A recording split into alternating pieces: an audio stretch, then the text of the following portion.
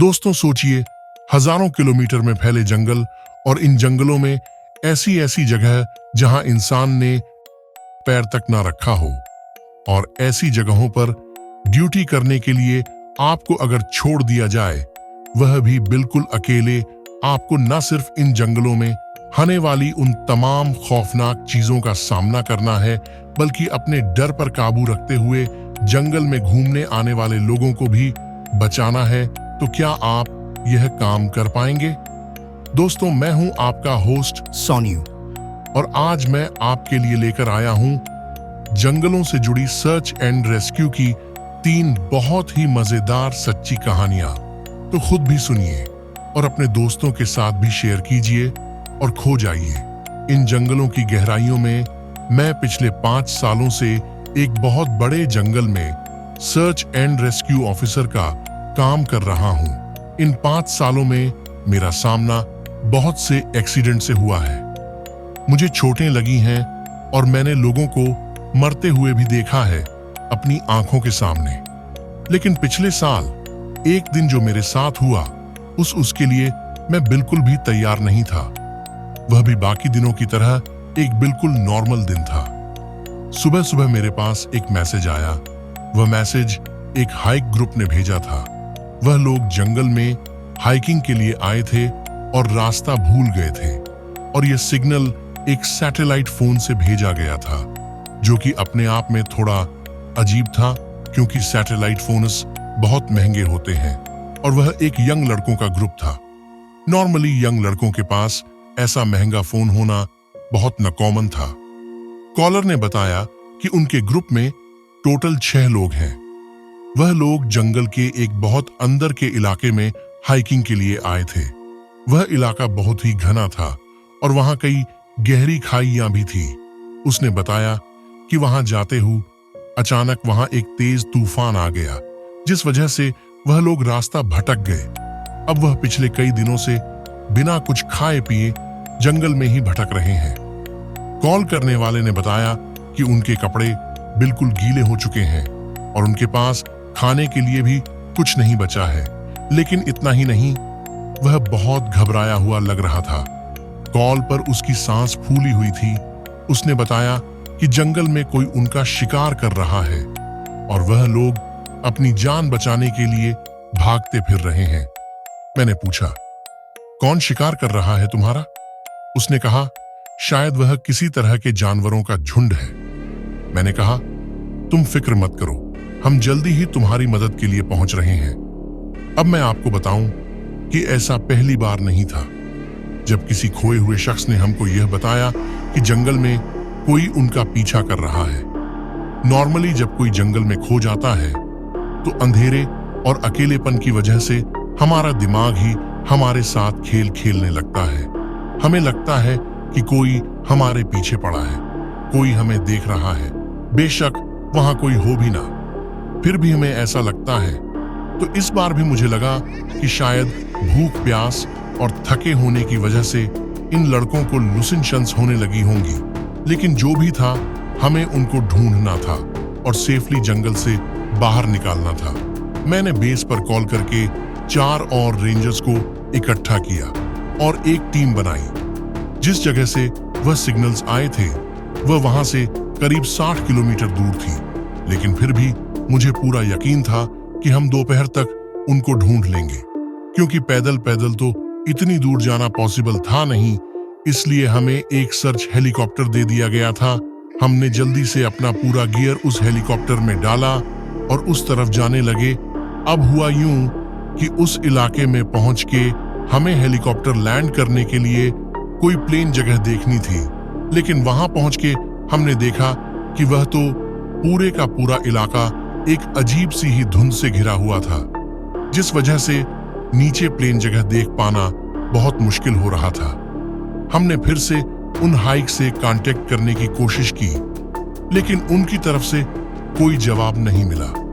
आखिर में हमने फैसला किया कि हम कुछ दूर एक दूसरी साफ जगह पर लैंड करेंगे और फिर वहां से पैदल पैदल ही उस जगह जाएंगे जहां उनके मौजूद होने के चांसेस थे।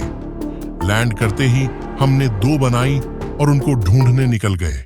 वह इलाका धुंध से भरा था, इसलिए हमने पहले ही ये डिसाइड कर लिया था कि दोनों टीम्स लगातार एक दूसरे से रेडियो फोन के थ्रू टच में रहेंगी।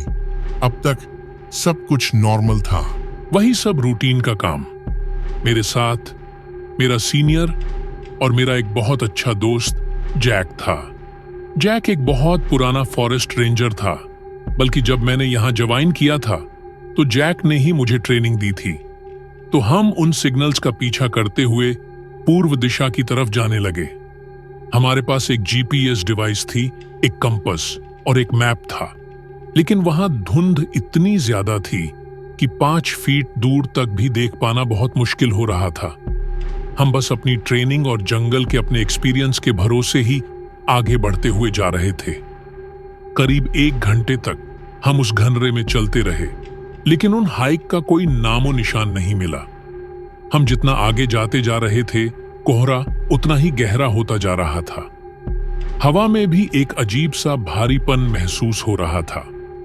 हम दोनों मुंह से तो यह बात नहीं कह रहे थे, लेकिन हमारी बेचैनी बढ़ती जा रही थी। जैक का तो मुझे नहीं पता, लेकिन मेरे दिल में एक अजीब सा डर आ रहा था, जैसे जैसे इस जगह पर कुछ बहुत बड़ी गड़बड़ है, जैसे हमें यहां से अभी के अभी निकल जाना चाहिए। लेकिन मैं इन सब ख्यालों को अपने दिमाग से निकाल के बस अपने मिशन पर फोकस करने की कोशिश कर रहा था। मैं बार बार अपने आप को याद दिला रहा था कि उन लोगों को ढूंढना बहुत जरूरी है। उनकी जिंदगी और मौत सिर्फ हमारे कंधों के ऊपर थी। अब कुछ देर बाद हम एक जगह पहुंचे जहां वह रेडियो सिग्नल्स सबसे ज्यादा स्ट्रंग थे। मतलब वह रेडियो कॉल पक्का उसी जगह से की गई थी। लेकिन अजीब बात थी कि उस जगह पेड़ों और बड़े बड़े पत्थरों के अलावा और कुछ भी नहीं था। वह लड़के वहां नहीं थे। हमने उनको आवाजें भी दी, लेकिन कोई फायदा नहीं हुआ। अब हम दोनों को भी फ्रस्ट्रेशन होने लगी थी। हम दोनों ने अलग अलग ढूंढने का फैसला किया, लेकिन हमने यह क्लियर कर लिया था कि हम एक दूसरे से ज्यादा दूर नहीं जाएंगे और बीच बीच में एक दूसरे को आवाज लगाते रहेंगे, जिससे हम आसपास ही रहे। अब मैं अकेला धीरे धीरे उन घने पेड़ों के बीच जाने लगा। मैं सोच रहा था कि हो सकता है उनका वह सैटेलाइट फोन कहीं गिर गया हो, इसलिए वह हमसे बात ना कर पा रहे हो। इसलिए आगे जाते हुए मैं नीचे जमीन पर भी अपने नजरें घुमा रहा था, लेकिन कहीं भी कुछ भी अलग नहीं मिला। सब कुछ नॉर्मल था। लेकिन फिर मैं मुश्किल से 20 कदम दूर गया होऊंगा कि अचानक से मुझे बहुत तेज डर लगने लगा। पूरे बदन में एक अजीब सी सीरन दौड़ गई। ऐसा लग रहा था जैसे कोई मुझे देख रहा है, लेकिन वहां तो कोई भी नहीं था। ऊपर से वह घना कोहरा। मैं सब कुछ इग्नोर करता हुआ आगे बढ़ रहा था, लेकिन मैं जानता था कि अब कुछ तो होने वाला है। और तभी मुझे सामने कुछ दिखाई दिया। वह एक टेंट था, या यूं कहूं टेंट का बचा खुचा मलबा। ऐसा लग रहा था जैसे किसी ने उस टेंट को बुरी तरह फाड़ा हो। चारों तरफ टेंट के और अंदर रखे सामान के टूटे फूटे टुकड़े पड़े थे, लेकिन वहां कोई बॉडी नहीं थी, ना कोई खून था। कुछ भी ऐसा नहीं था जिससे डर लगे। और तभी वह मुझे नजर आया। टेंट के पीछे पेड़ों के बीच खड़ा 5 या 6 फीट लंबा होगा, बड़ी बड़ी पीली आंखें और पूरे शरीर पर बड़े बड़े बाल। उसके हाथ तो बिल्कुल इंसानों जैसे थे, लेकिन उसके नाखून बहुत बड़े बड़े थे। उसके हाथ इंसानों जैसे थे। यह मैं इशारे से इसलिए कह पा रहा हूं क्योंकि मैंने उसके हाथ को ध्यान से देखा था।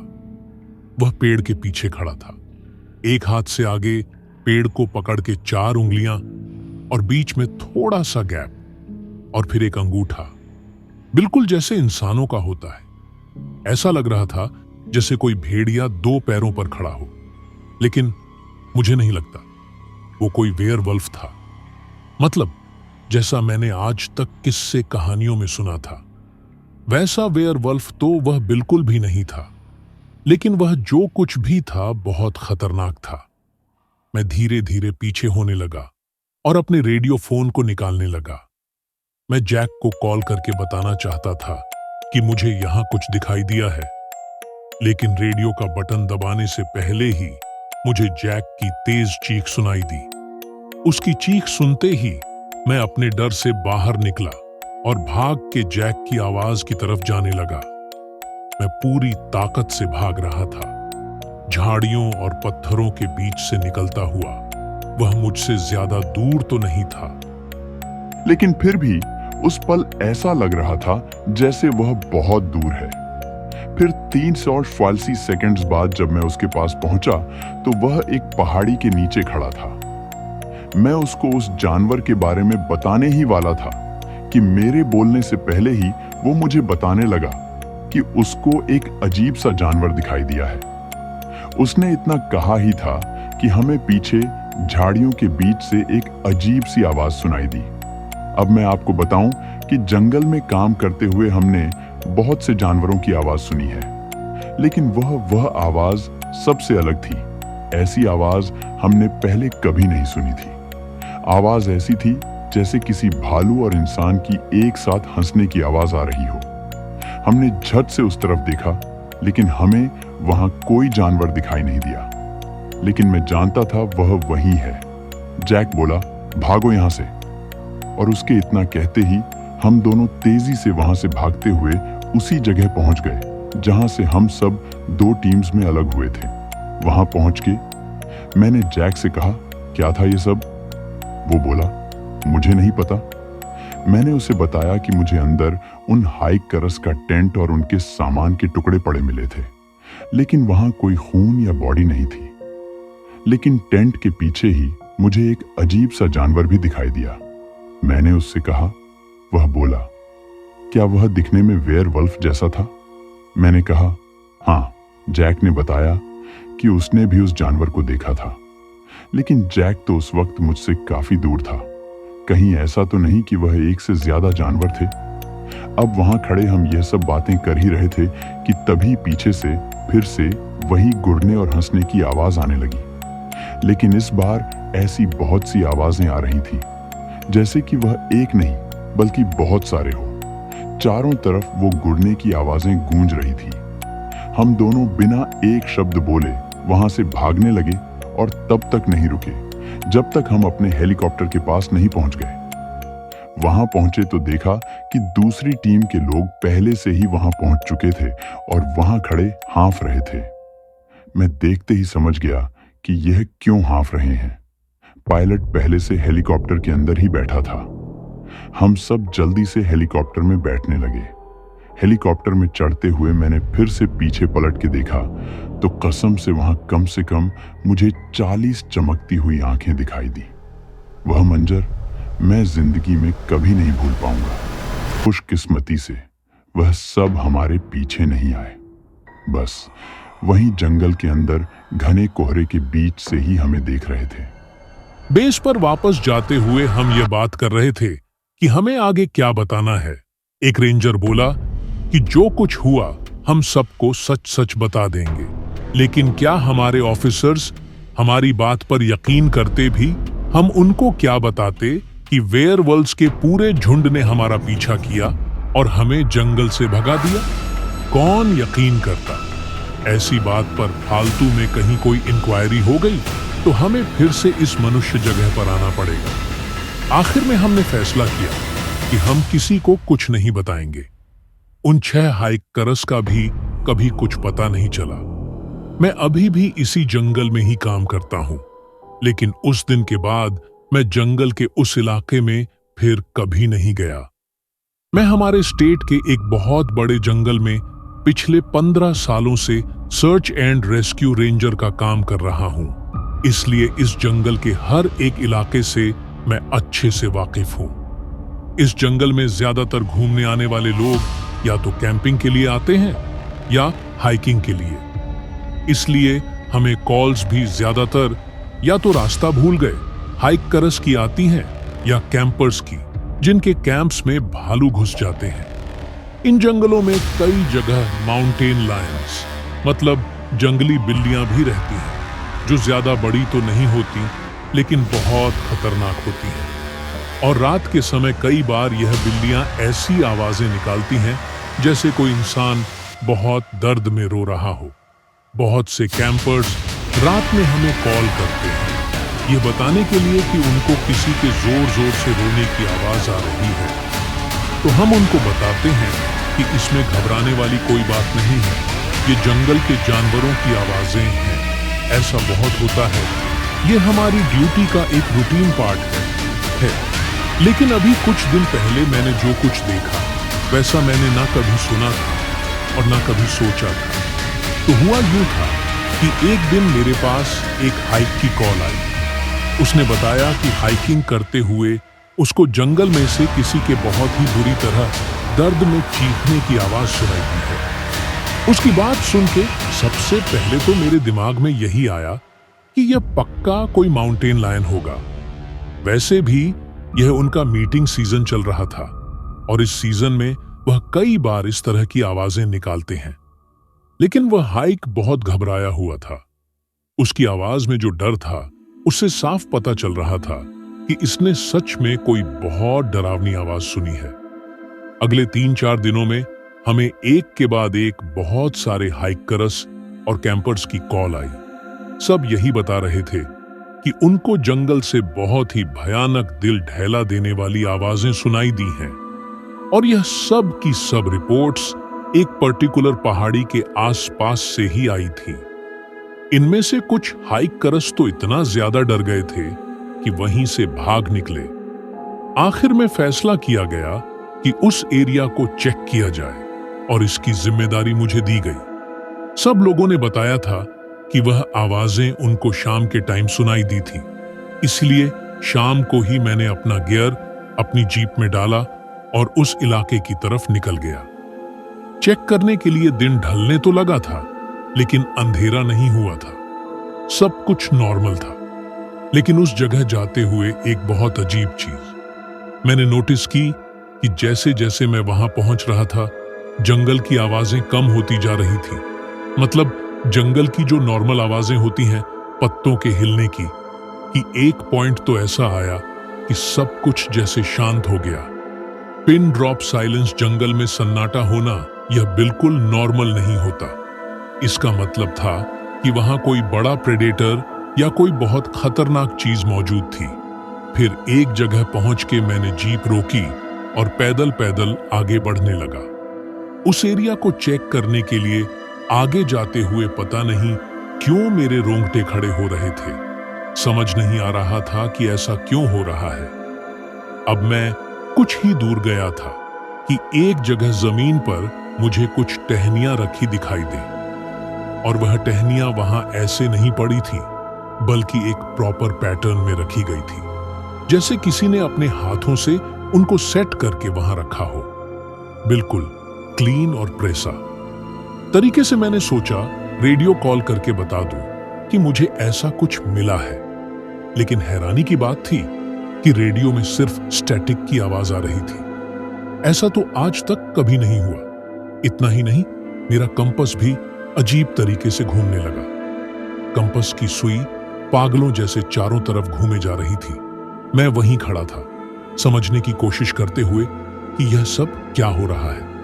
अंधेरा भी तेजी से होने लगा था, लेकिन कैसे? क्योंकि मेरे हिसाब से तो अंधेरा होने में अभी कम से कम आधे घंटे का समय था। अब मैं मुश्किल से 20 कदम दूर एक खुले एरिया में गया ही था कि तभी वह मुझे दिखाई दिया। हवा में उड़ता हुआ जंगल के पेड़ों के ठीक ऊपर एक डिस्क शेप्ड यूएफओ, वह जमीन से करीब 300 फीट ऊपर था।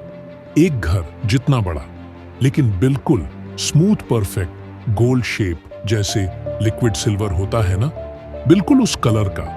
और हवा में वह इतनी आसानी से उड़ रहा था जैसे पानी में तैर रहा हो, बिना कोई आवाज किए। एक बार के लिए तो मुझे अपनी आंखों पर यकीन ही नहीं हुआ कि यह मैं क्या देख रहा हूं। ऐसा तो आज तक मैंने सिर्फ फिल्मों में ही देखा था।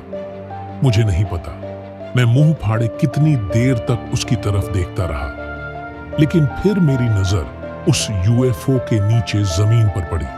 मैंने देखा कि नीचे 5 माउंटेन लायंस एक लाइन से जमीन पर पड़े थे, ठीक उस यूएफओ के नीचे। शायद से तो वह सब माउंटेन लायंस एडल्ट ही लग रहे थे। उन सब के पेट फटे हुए थे, इतनी सफाई से जैसे लेजर से काटे गए हो। लेकिन उनके कटे हुए पेटों के अंदर कोई मांस लटकता नहीं दिख रहा था, न वहां कोई खून पड़ा था। लग रहा था जैसे किसी ने बहुत ही प्रेसिजन से सर्जरी करके उनके पेट काट के अंदर से सारा मांस वगैरह निकाल के उनको वहां लिटाया हो। लेकिन कोई ऐसा क्यों करेगा? यह किसी जंगली जानवर का काम तो बिल्कुल नहीं हो सकता था, क्योंकि जानवरों को सर्जरी करनी नहीं आती। ये किसी और का ही काम था, कुछ ऐसा जो शायद इस प्लेनेट का ही नहीं था। लेकिन ये जिसने भी किया था, इतना तो मुझे समझ आ गया था, वो बहुत खतरनाक है। जब वह उन माउंटेन लायंस के साथ ऐसा कर सकते हैं, तो मेरे साथ भी ये कर सकते थे। मैंने डरते डरते एक कदम पीछे बढ़ाया, लेकिन ऐसा करते ही उस प्लेन से एक बहुत ही तेज व्हाइट कलर की लाइट निकली और मेरी बॉडी के आर पार निकल गई। मैं आपको बता नहीं सकता कि वो लाइट कितनी तेज थी। मुझे ऐसा लगा जैसे बिल्कुल सूरज मेरे आर पार निकल गया हो। इसके बाद क्या हुआ मुझे याद नहीं, लेकिन फिर जब मेरी आंख खुली तो मैं वहीं जमीन पर मुंह के बल पड़ा था, ठीक उन मरे हुए माउंटेन लायंस की बॉडीज के पास। पहले जब मैंने उनको देखा था तो वो पांचों बॉडीज एक लाइन में वहां रखी थी, लेकिन अब उन पांचों को एक गोला बनाकर वहां रखा हुआ था और मैं ठीक उस गोले के बाहर पड़ा था। मैंने उठने की कोशिश की, लेकिन अपनी पूरी ताकत लगाने के बाद भी मैं खड़ा नहीं हो पा रहा था। मैं बहुत ही ज्यादा थका हुआ महसूस कर रहा था, जैसे कि मैं ना जाने कितने दिनों से भूखा प्यासा जंगल में भटक रहा हूं। मेरी स्किन पर कई जगह रेड पैचे हो रखे थे, जैसे जलने के बाद होते हैं, लेकिन वह अर पैचे नहीं थे। हर एक पैच का एक अलग पैटर्न था, छोटे छोटे अलग अलग निशान। किसी तरह मैं गिरते पड़ते हुए अपनी जीप तक पहुंचा और फिर अपने बेस पर गया। बेस पर मेरे बॉस ने मुझे देखते ही सीधा मुझे ER मतलब इमरजेंसी मेडिकल ट्रीटमेंट के लिए भेज दिया। लेकिन किसी भी डॉक्टर को समझ नहीं आ रहा था कि मेरे साथ क्या हुआ है। MRI, CT scan, blood test, तमाम तरह के टेस्ट करने के बाद भी समझ नहीं आ रहा था कि वह निशान किस चीज के हैं। डॉक्टर्स ने बताया कि ऐसे निशान करंट लगने से बनते हैं, लेकिन वह रैंडम निशान नहीं थे, किसी कंट्रोल्ड एनवायरनमेंट में पूरी प्रेशन के साथ बनाए गए थे। 3-4 दिन बाद जब मैं ठीक हुआ तो फिर से अपने कुछ साथियों के साथ उसी जगह गया जहां मुझे वो UFO दिखाई दिया था। लेकिन इस बार हमें वहां कुछ दिखाई नहीं दिया, ना वह UFO दिखा और ना वह माउंटेन लायंस दिखे। और इस बार जंगल की नॉर्मल आवाजें भी आ रही थी। फिर उस इलाके को थोड़ा छानने के बाद हमें 5 में से 3 लाशें तो मिल गई, लेकिन बाकी की उन 2 लाशों का कुछ अता पता नहीं था। इस बीच किसी ने यह अफवाह उड़ा दी कि मुझे कोई मेंटल प्रॉब्लम हो गई है और इसी वजह से मैं इस तरह की बातें कर रहा हूं UFO देखने की। लेकिन मैं पिछले 10 सालों से इस जंगल में काम कर रहा हूं। अकेला आज तक मुझे कभी कोई प्रॉब्लम नहीं आई। मैंने अपने ऑफिसर से कहा कि अगर मैं पागल हूं तो आप बताओ कि मेरी बॉडी पर यह निशान कैसे बने। ये तो डॉक्टर्स भी नहीं पता लगा सके कि यह निशान कैसे बने। मैंने अपनी ऑफिशियल स्टेटमेंट में भी सब कुछ सच बताया, लेकिन वो रिपोर्ट जंगल एडमिनिस्ट्रेशन ने ठंडे बस्ते में डाल दी। आगे कोई इन्वेस्टिगेशन नहीं की गई। मैं भी इस वाकये को एक बुरा सपना समझ के भूल गया और अपनी ड्यूटी करने लगा। लेकिन मेरी स्किन पर बने निशान आज तक मेरे हाथों पर मौजूद हैं। इस घटना के कई दिनों बाद तक रात में जब भी मैं सोने के लिए आंखें बंद करता तो वही तेज रोशनी मेरी आंखों के सामने आ जाती। ऐसा लगता जैसे मैं हवा में गिर रहा हूं। लेकिन फिर धीरे धीरे सब कुछ नॉर्मल हो गया। लेकिन आज भी जब मैं अपने साथियों के साथ जंगल में किसी मिशन पर जाता हूं तो वह लोग मुझे अकेले कहीं दूर नहीं जाने देते। हमेशा आवाज लगा के ये पक्का करते हैं कि मैं उनके पास ही हूं। लेकिन मैं जानता हूं उस दिन मैंने जो कुछ देखा था वो कोई धोखा नहीं था। मुझे कोई पागलपन का दौरा नहीं आया था। मुझे पूरा यकीन है उस शाम मैंने एक UFO देखा था और मेरे शरीर पर बने वो छोटों के निशान उन एलियंस ने ही बनाए थे। मेरा भाई यूनाइटेड स्टेट्स फॉरेस्ट सर्विस के स्मोक जंपर यूनिट में काम करता है। मतलब जब जंगलों में आग लग जाती है तो उसका काम होता है प्लेन से जंगल में ड्रॉप करना और आग बुझाना। जंगल की आग कितनी खतरनाक होती है इस बात का शायद आप लोग अंदाजा भी नहीं लगा सकते। और इनका काम तो ठीक उस आग के बीच कूद के उसको बुझाने का होता है। और इस काम में एक छोटी सी चूक का मतलब होता है आग में झुलस के मर जाना। तो आप समझ सकते हैं कि यह लोग कितने मजबूत दिल के होते होंगे। इस काम के लिए इनको बहुत अच्छी ट्रेनिंग भी दी जाती है। अब मैं उस जंगल का नाम तो नहीं बताऊंगा जहां यह सब हुआ था, लेकिन उसने बताया था कि एक दिन ठीक सुबह 5 बजे हमें कैलिफोर्निया के एक जंगल में मिशन के लिए बुलाया गया।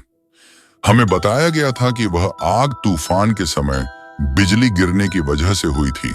गर्मियों के मौसम में ऐसा हो जाता है। गर्मी के मौसम में तो जंगल में एक छोटी सी चिंगारी भी बहुत बड़ी आग का रूप ले लेती है। तो 5 बजे हमारे पास वह मैसेज आया और 5.2 पर हम सब प्लेन में बैठ चुके थे और 6 बजे हम उस जंगल में पहुंच गए। सबसे पहले एक ग्रुप ने जंप किया, फिर दूसरे ग्रुप ने, मैं दूसरे वाले ग्रुप में था। जमीन पर लैंड करते ही मैंने जल्दी से अपना पैराशूट पैक किया। तेज हवा की वजह से आग बहुत ही तेजी से बढ़ रही थी। हम सब साथ ही 100 मीटर की दूरी पर जमीन में गड्ढे खोदने लगे, जिससे कि आग को एक तरफ से आगे बढ़ने से रोका जा सके। अब मैं वहां जमीन खोद ही रहा था कि तभी मेरे साथ वाले एक साथी ने मुझे आवाज देके अपने पास आने का इशारा किया। मैं जल्दी से उसके पास गया तो वहां जाते ही मुझे मांस चलने की गंदी बदबू आने लगी, जो कि बिल्कुल नॉर्मल था। जंगल में जब आग लगती है तो बहुत से जानवर झूला मर जाते हैं, लेकिन तभी उसने मुझे सामने एक पेड़ की तरफ इशारा किया।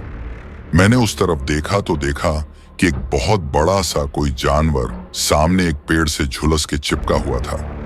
पहले तो मुझे लगा कि वह कोई भालू है, लेकिन फिर मैंने अपने बाइनकुलर से देखा तो पता चला कि वह कोई भालू नहीं था। उसके प्रॉपर हाथ और पैर थे बिल्कुल जैसे इंसानों के होते हैं, लेकिन उसका मुंह इंसान के जैसा नहीं था।